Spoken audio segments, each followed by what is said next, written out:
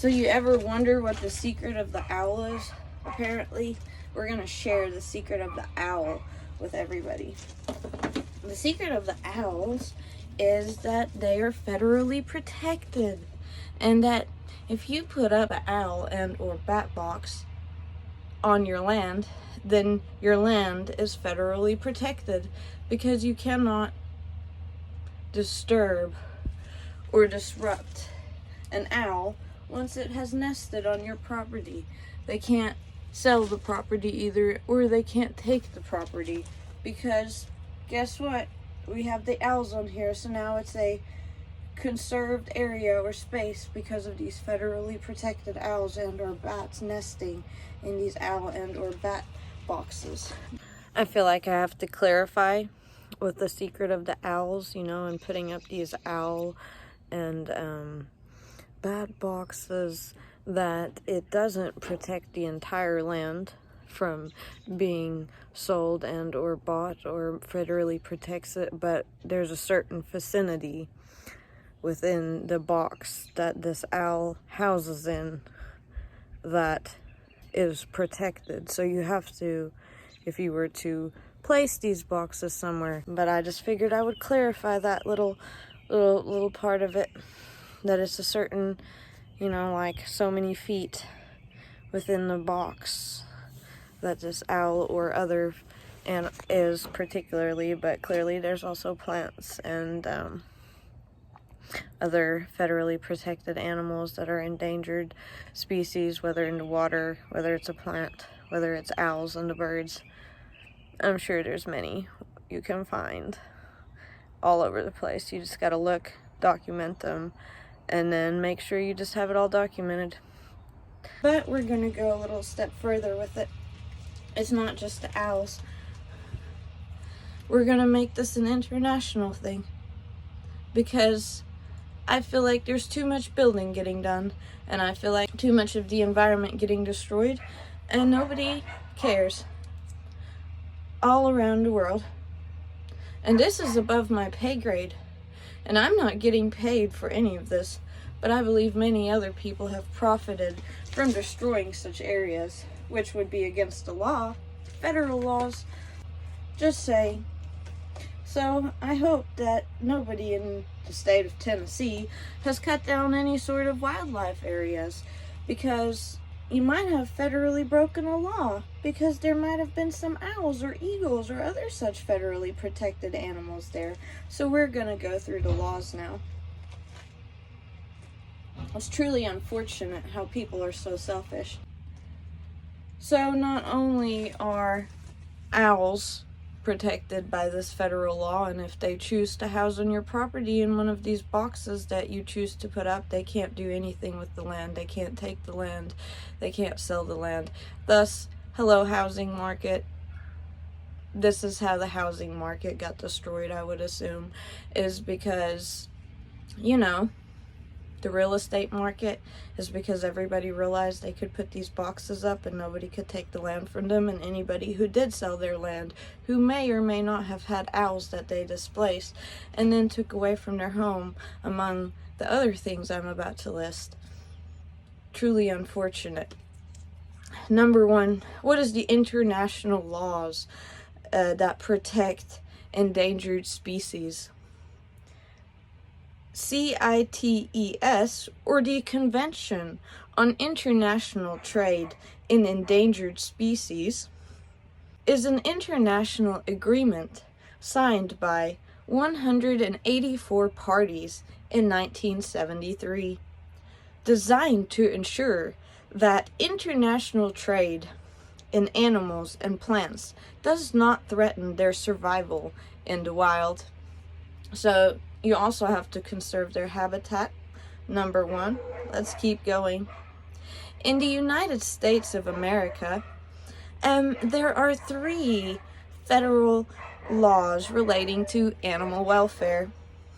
These laws are the Animal Welfare Act, the 28-Hour Law of 1877, and the Humane Methods of Slaughter Act. None of these federal statutes regulates the treatment of companion animals or the treatment of animals raised for food while on the farm. Instead, state anti-cruelty acts are the only sources of protection for these animals.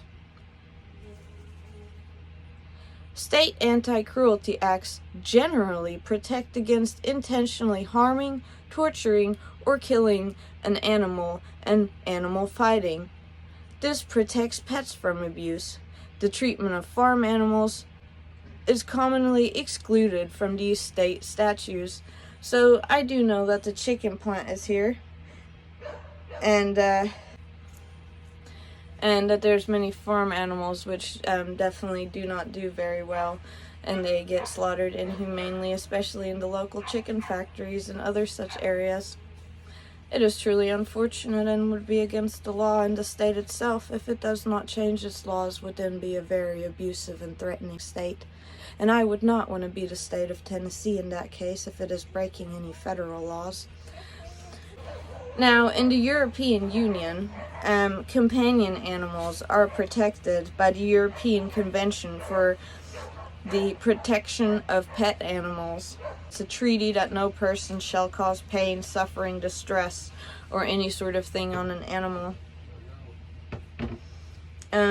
They also have treaties that protect the European Convention for Protection of Animals during the international transport and European Convention for the Protection of Animals for slaughter. These treaties serve as a foundation for a series of laws adopted by the EU, to protect farming and animal welfare.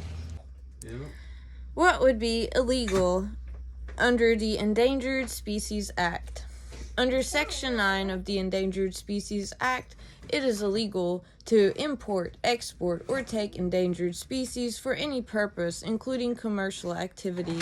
The term take means to harass, hunt, shoot, capture, trap, kill, collect, wound, harm, or pursue an Endangered Species Act listed species or attempt any of these activities. Is the Endangered Species Act international? Here it is. The Endangered Species Act, ESA, requires the service to list species as endangered or threatened, regardless of which country the species lives in. Section 12, the Endangered Plants. Section 12, the Secretary of the Smithsonian Institute, in conjunction with other affected agencies, is authorized to direct to review species of plants which are now or may become endangered or threatened, and 2, methods of adequately conserving such species, to report to Congress within 1 year after the date of the enactment of this act the results of such a review, including recommendations for new legislation or the amendment of an existing legislation. Section 13. Conforming amendments. Section 13, A, subsection 4C of the Act of October 15th, 1966, U.S. Code 668. DDC is further amended by revising the second sentence thereof to read as follows. With the exception of endangered species and threatened species listed by the Secretary pursuant to Section 4 of the Endangered Species Act of 1973 in the states wherein a cooperative agreement does not exist, pursuant to Section C6 of the Act, nothing in this Act shall be constructed to authorize the Secretary to control or regulate or fishing of resident fish and wildlife on lands within the system. So this is a very weird one, because what if there's an endangered species living inside of it? And if there's oxygen lines going into the seas or lakes for some reason, because something is being endangered. My controllers. What if algae is becoming endangered? Wouldn't that be considered some sort of flora or other thing that then infects the environment of other animals or species that may be proper? Algae is actually bad. Not all algae. Most algae is Most pretty algae harmful. is. That's what kills all the fish every Then summer. why is there so much algae? Oh no. Then the environment is off. Then Then the algae being there proves that the environment is so off, and that so many wildlife is affected in a negative manner that they literally have to add oxygen lines into the water. I would also like to clarify that blue-green algae, which was once the most known type of algae, suddenly was reclassified as not being considered an algae. It is because they then suddenly considered it a prokaryote. And what is interesting about this is that a prokaryotic organism, hence the term organism, so this blue-green algae that is a prokaryote grows in all kinds of lakes and rivers and other such environments, and it then releases toxins into these environments, kind of like the cyanobacteria. And this can cause a lack of oxygen for many other aquatic animals and or plants. It can prevent sunlight from going through and completely can kill an environment. And this blue-green algae is usually caused through human activities and other such toxins being placed into the water by humans. And it can have major effects on the environment, including like near Sevierville, Tennessee, there being the dam where there's like oxygen lines between Sevierville and Dandridge, the oxygen lines that go into the water. And clearly the construction caused by the real estate companies and other such businesses and factories in this eastern Tennessee area has affected the certain parts of the river system, so much so that human intervention is needed to even keep what fish and plants are in that lake is still alive, because that's how bad it really is. And just in case somebody's going to try saying something about them being prokaryotic organisms, here's the definition of a prokaryote. I'm sorry if I'm saying it wrong. And then also the definition of an organism. Just in case, since it's not considered an algae all of a sudden, which would be considered a plant, but let's clarify. A prokaryotic organism, like what is now not considered blue-green algae, or is considered blue-green algae, that grows in lakes and river systems like here in East Tennessee, which is caused by human activity largely, especially if it's to the point where it's infecting entire environments, is really a single-celled organism without a nucleus or other such membranes.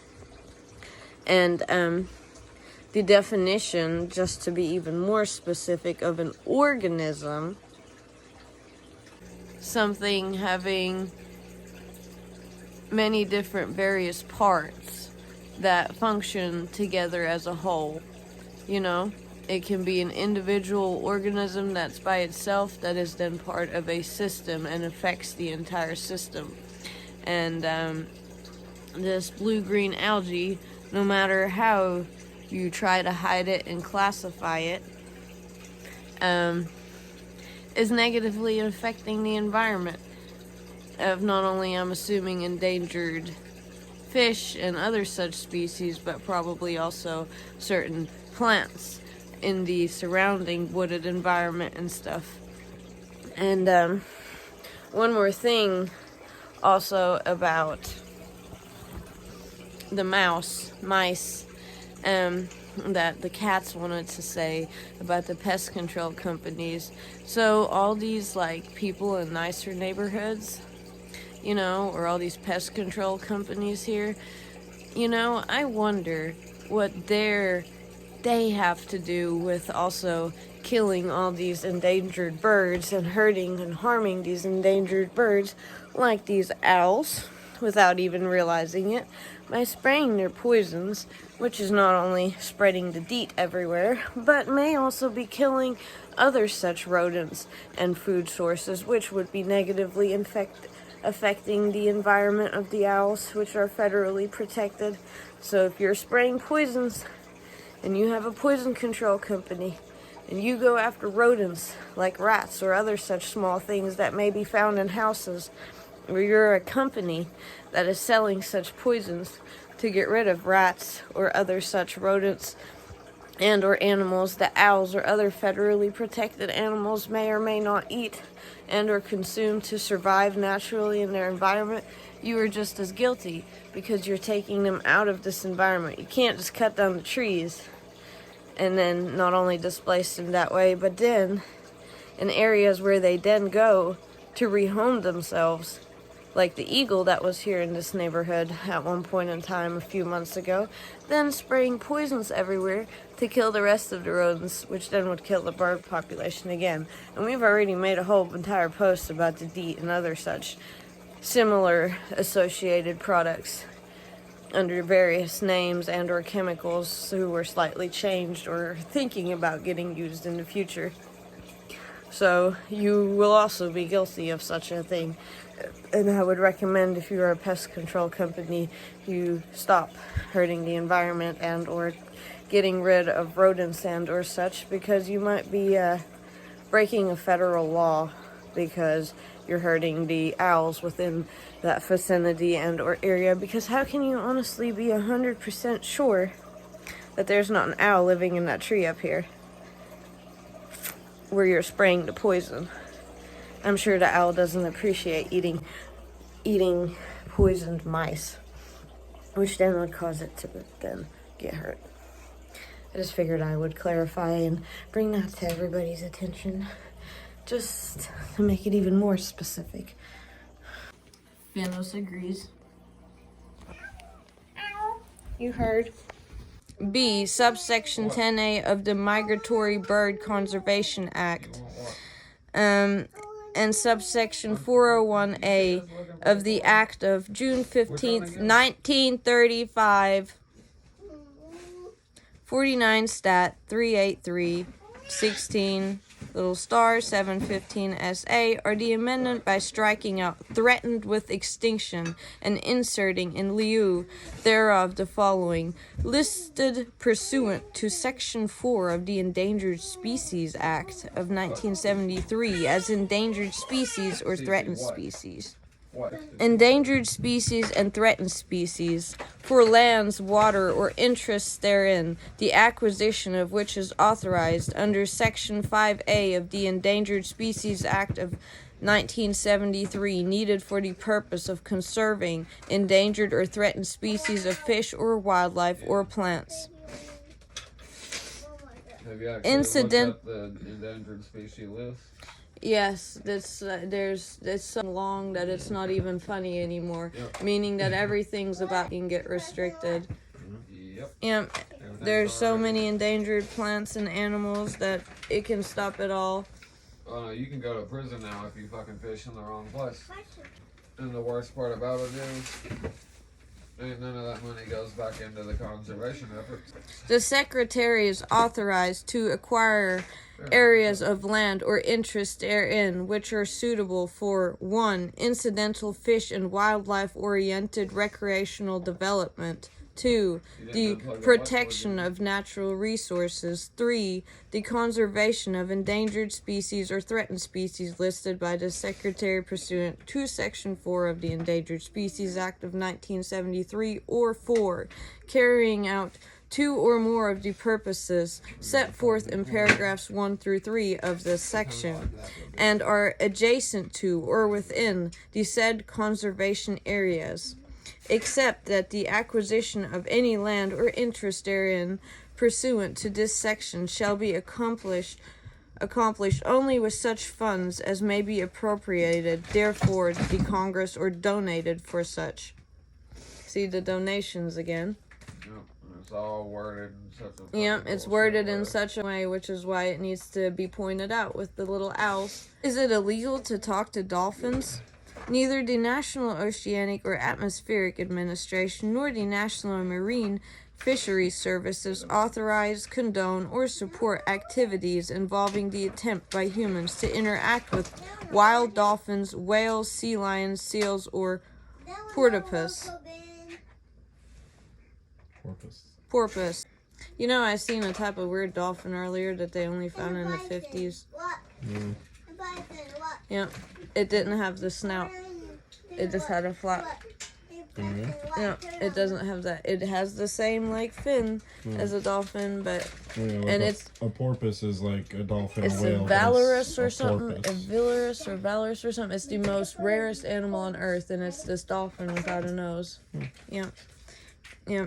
All marine mammals are protected under the Marine Mammal Protection Act. Some are also protected under the Endangered Species Act and the Convention on International Trade in Endangered Species of Wild Fauna and Flora. Then, there's at least 5 states within the United States, Tennessee being one of them, right here in this location. There also being a coral store. The 5 other states can be located online. One of them being California, I believe. That are also have these corals, and the thing is that would also fall under the Marine Mammal Protection Act, which was enacted in October 1972 in partial response to growing concerns among scientists and the general public that certain species and populations of marine mammals were in danger of extinction or depletion as a result of human activity. The Endangered Species Act of 1973 provides a framework to conserve and protect endangered and threatened species and their habitats both domestically and abroad, which includes also the ocean and land anywhere here in the United States or international waters, including birds in the sky. It is prohibited to remove and reduce to possession or maliciously damage or destroy endangered plants on federal lands. For private lands, it is illegal to collect, damage, or destroy endangered plants in violation of a state law, including state criminal trespass law. So not only is it state laws, but also federal laws. And I know that there's plenty of people, at least here in the state of Tennessee, who I know for sure have recently cut down their woods and have potentially not only owls that they had on their property, but also many other endangered plants. For example, bloodroot. And you can send people to prison if you can I know. cut down an owl habitat. Oh, well then, I'm sure plenty of real estate agents who own real estate land would also have to be careful because Absolutely. everybody should be placing little owl boxes and making sure that little owls pop up on all this real estate land to then crash the housing market and not allow any of the real estate people to then sell any more of this land. Every so many feet, just to get the entire perimeter. Plant illegal endangered trees and plants and all this thing, even if it's secret, even if it's a tiny little sprout popping up, suddenly they can't do it anymore. Coral are particularly vulnerable to the effects of human activities, including pollution, climate change, sedimentation, and fishing. Under the Endangered Species Act, more than 25 of coral species are listed as threatened or endangered. So now I'm assuming there's a whole entire list of animals which are endangered, not only here in the United States, but internationally. But in the United States, any federally protected animal, suddenly the land, you couldn't mess with it anymore if it has any of this stuff on it, right, Mr. Presidents and everybody else in the world? You wouldn't want to be giving a bad example. It would be just so terrible to be a bad example. I